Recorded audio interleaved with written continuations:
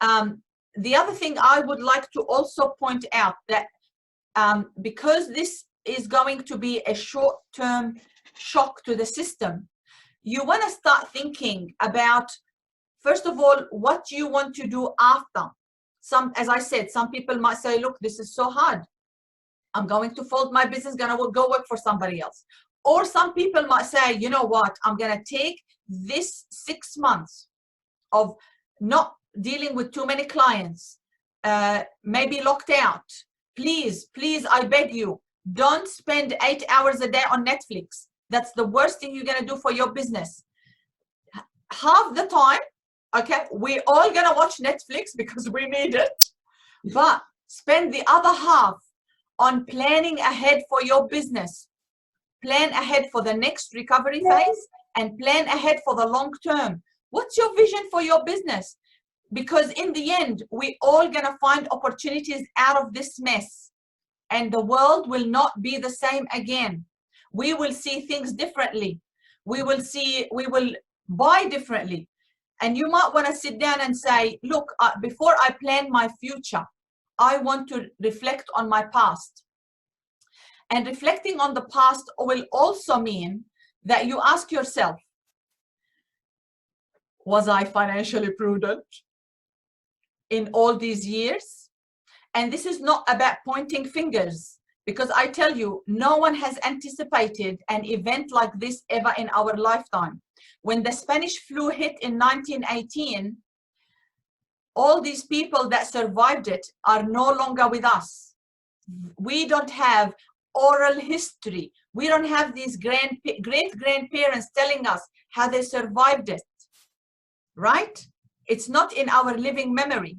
So if we look back at the past even 30 years of how we lived our lives, in every country across the world, we lived with consumerism. We lived with constant upgrading, changing, blah, blah, blah. And I'm not pointing fingers, we're all in it. You know, when I look back at how many cars I upgraded the past 20 years, I would say 4 cars. Every 5 years I'm upgrading. My parents and grandparents would never have done that because they lived in a different time. And I'm not saying that going forward, that's what we will be living in.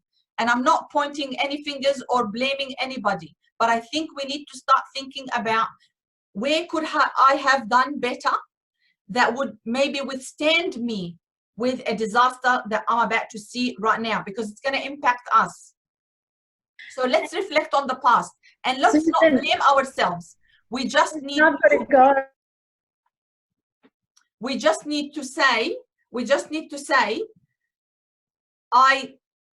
I'm making peace with my past, and now I'm going to make different decisions, different financial and life decisions that are going to take me to the next phase, because the next phase of recovery is going to allow you to be smart with your money, or it's called money intelligent, by the way.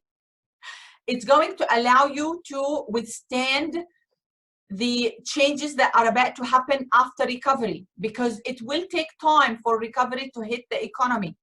But don't worry, the government is with us. So we are not alone.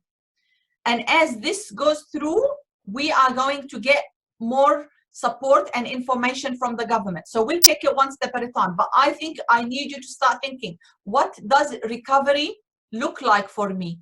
And I will send you another 12-month budget, a budget of recovery, of where you want to take your business. But I also want you to start thinking, while we're in lockdown, as I said, spend half the time on Netflix, the other half planning your business, where you want to take it. Start looking at where are the weak points in your business. Plug the hole. Your database is not up to date. While you're not watching Netflix, as long as it's not a world movie that you need to read the subtitles, while you're watching Netflix, fix people's emails in your database, update their mobile number so that you can have a clean database to start marketing to your clients, recovery phase.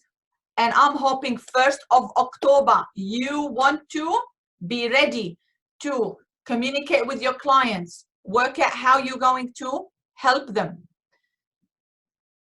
Yeah, so that's the recovery phase between, I would say, between October 2020 till probably, I would say, if we want to be on the safe side, December 2021.